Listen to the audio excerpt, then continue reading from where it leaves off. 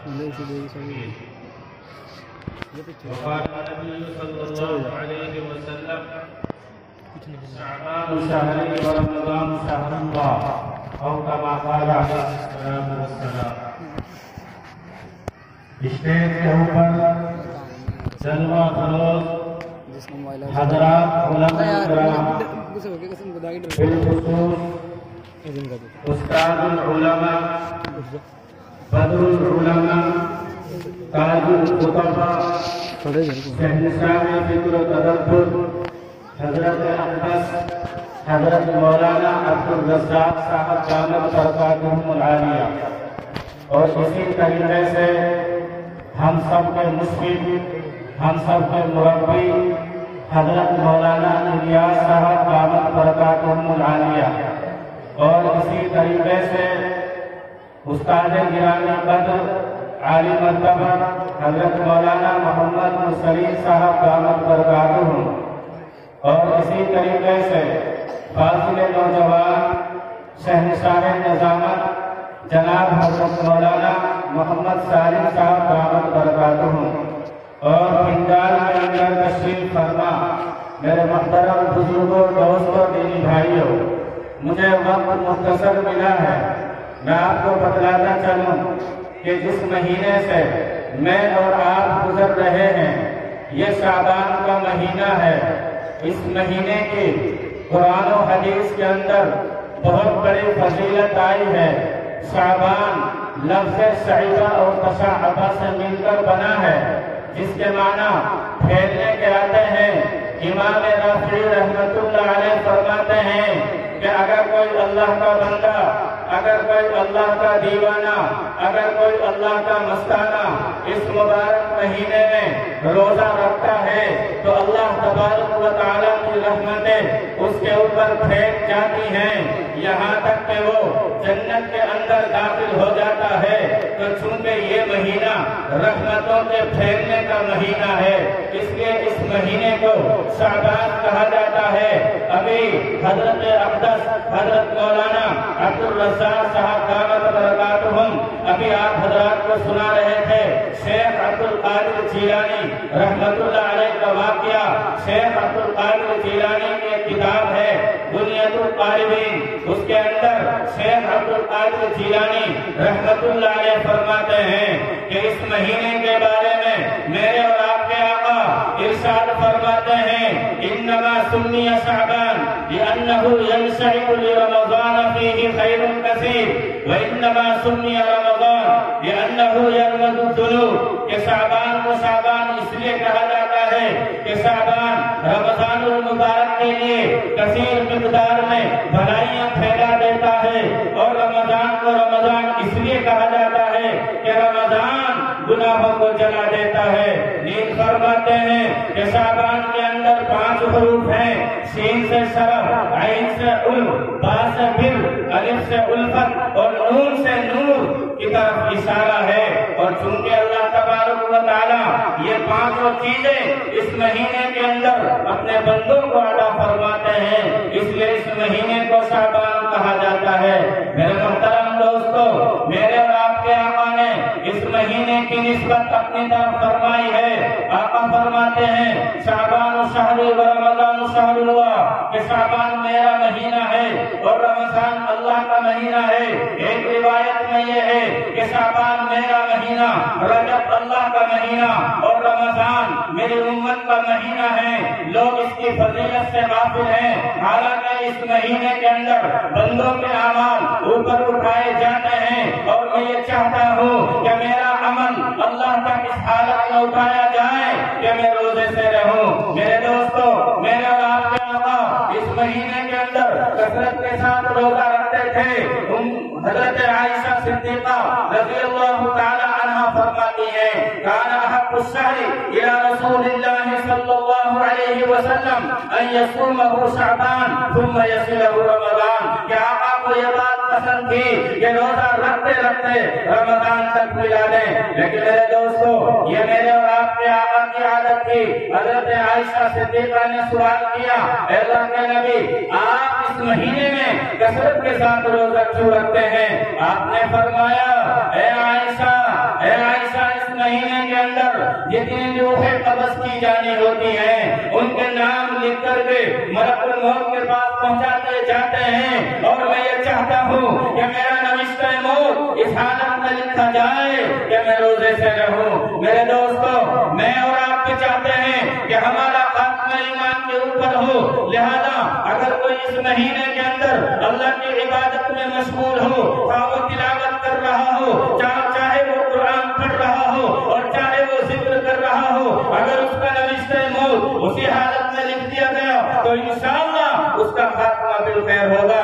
میرے دوستو، اسی مہینے کے اندر 14 تاریخ کا دن گزار کر کے جو رات آتی ہے اس کو میں اور آپ جو ہے شب برات کہتے ہیں۔ شیخ عبد القادر جیلانی رحمت اللہ علیہ فرماتے ہیں کہ اس رات کو شب برات اس لیے کہا جاتا ہے کہ اس رات کے اندر میرا اور آپ کا رب دو قسم کے آدمیوں کو جہنم سے بری فرماتے ہیں۔ ایک تو وہ کہ جو اللہ کے باقی ہیں، جو اللہ کے نافرمان بندے ہیں، جو اللہ کے گنہگار بندے ہیں، جو اللہ کے مجرم بندے ہیں، اگر وہ اس رات کے اندر اللہ سے توبہ کرتے ہیں، اللہ سے استغفار کرتے ہیں تو اللہ ان کو جہنم سے بری کر دیتا ہے۔ اور ایک وہ جو اللہ کے دوست ہیں، اللہ کے ولی ہیں، اللہ اپنے نیک بندوں کو ذلت و خواری سے بری فرما دیتے ہیں۔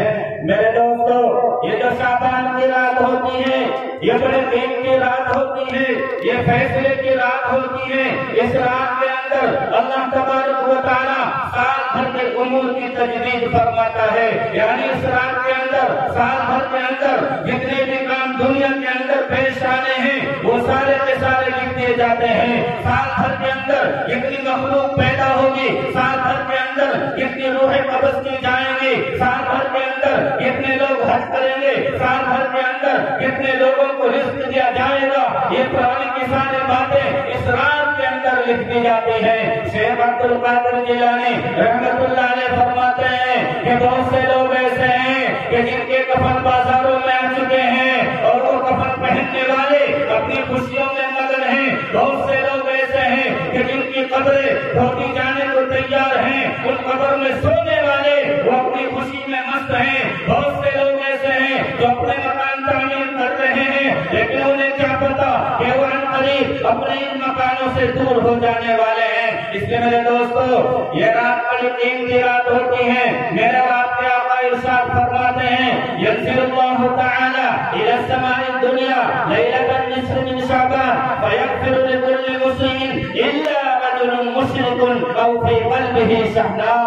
کہ اس رات کے اندر میرا اور آپ کا رب آسمان دنیا کے اوپر تجلی فرماتا ہے، اور اللہ تبارک و تعالیٰ اس رات کے اندر جتنے بھی ہوتے ہیں سب کی بخشش کر دیتا ہے۔ لیکن کچھ لوگ ایسے ہیں کہ اس رات میں بخشے نہیں جاتے۔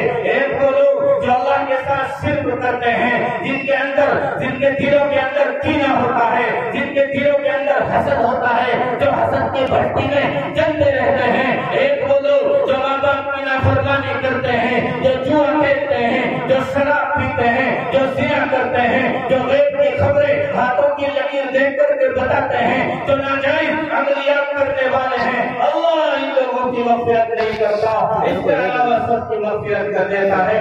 ایک حدیث سنا کر کے بات ختم کرتا ہوں۔ میرے اور آپ کے آقا بھیسانی کے اندر روایت ہے، حضرت عائشہ صدیقہ رضی اللہ تعالیٰ عنہا فرماتی ہیں، ایک مرتبہ میرے اور آپ کے آقا کے پاس سونے کی باری میرے یہاں پر تھی، آقا سوئے ہوئے تھے، آدھی رات ہوئی، میری آنکھ کھلی، میں نے بستر کو ٹٹولا تو بستر کو خالی پایا، میں گھبرا گئی کہ آج تو میری بھاری تھی، کہیں اللہ کے نبی نے میرے اوپر ظلم تو نہیں کر دیا، کہیں دوسری بیوی کے پاس تو نہیں پہنچ گئے۔ چنانچہ حضرت عائشہ نے چادر سنبھالی، پردے کا جو ہے اہتمام کیا اور آپ کی تلاش میں نکل گئی۔ ازواج مطہرات کے تمام قبروں کے اندر تلاش کیا لیکن آپ نہیں ملے۔ آپ کو جنت البقیع کے اندر جا کر کے تلاش کیا تو دیکھا آقا آسمان کی طرف جو ہے سر اٹھائے ہوئے ہیں اور آقا دعا کر رہے ہیں۔ جب آپ دعا سے فارغ ہوئے فرمایا، اے عائشہ آپ کی گھبرائی ہوئی ہے،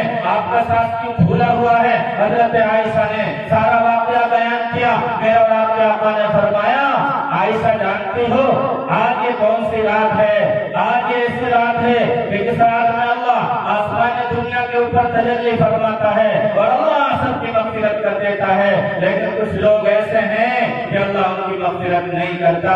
میرے دوستو، احادیث کے دیکھنے سے پتہ چلتا ہے کہ اس رات کے اندر جو ہے 3 کام ثابت ہیں۔ اگر سنت سمجھ کر کے کیا جائے تو باعث ثواب ہے، اور ہم نے جو ان راتوں میں خرافات شامل کر لی، جو رسومات ہم نے شامل کر لی، کہیں جو ہے پٹاخوں کی رسم ہے، کہیں حلوے کی رسم ہے، یہ رسم ہم نے ان کے اندر شامل کر لی، اسی وجہ سے وہ رات ہمارے گناہوں میں شمار ہو جاتی ہے، اور اس وہ رات جو ہے بجائے اس کے کہ ہم عبادت کریں اللہ کی نافرمانی میں لگ جاتے ہیں۔ ہمارے نوجوان اس رات میں جو ہے پٹاخوں کا مقابلہ کرتے ہیں، گلیوں اور سڑکوں پر آ جاتے ہیں، آتش بازی کی جاتی ہے۔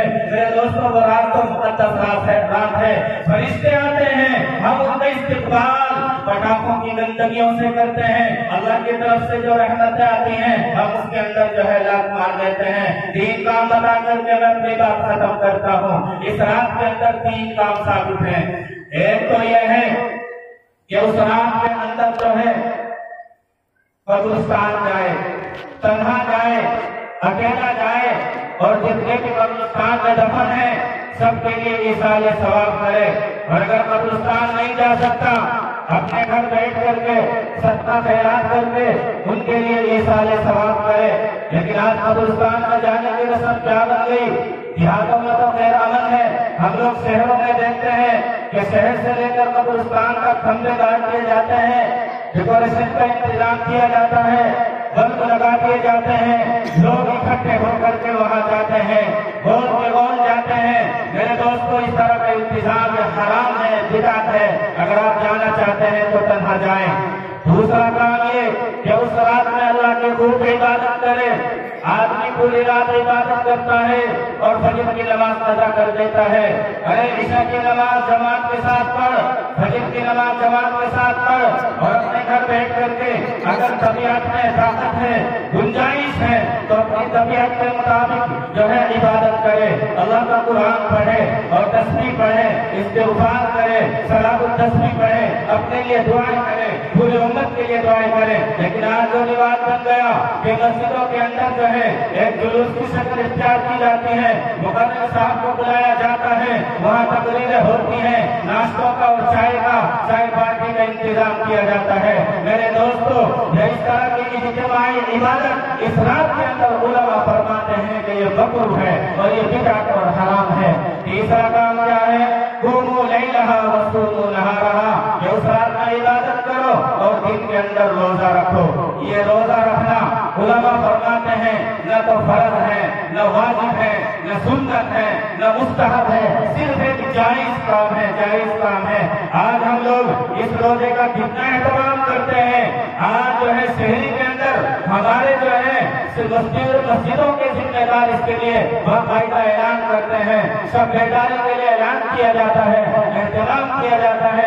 ارے یہ تو ایک جائز کام ہے، اور جو روزہ نہیں رکھتا اس کو ہمارے نگاہ سے دیکھا جاتا ہے، اس کو تانے تشریح کی جاتی ہے۔ میرے دوستو، روزہ ایک جائز کام ہے، آپ رکھنا چاہتے ہیں خود اٹھیے۔ اب تو ہر آدمی کے پاس میں موبائل ہے، الارم لگا لیجیے، لیکن مسجد میں اگر امام صاحب نے اعلان نہیں کیا تو اس سے جو ہے لڑائی جھگڑا کیا جاتا ہے۔ میرے دوستو، یہ 3 کام ہیں جو حدیث سے ثابت ہیں، اگر ہم سنت سمجھ کر کے کریں تو عبادت اور ثواب ہے۔ اور اس میں جو ہم نے رسمیں بڑھا لی کہ حلوے کی رسم اور جو ہے اچھے اچھے کھانے کی رسم اور پٹاخوں کی رسم، یہ حرام اور ناجائز ہے۔ اللہ مجھے بھی اور آپ کو بھی عمل کی توفیق نصیب فرمائے۔ وآخر دعوانا الحمدللہ۔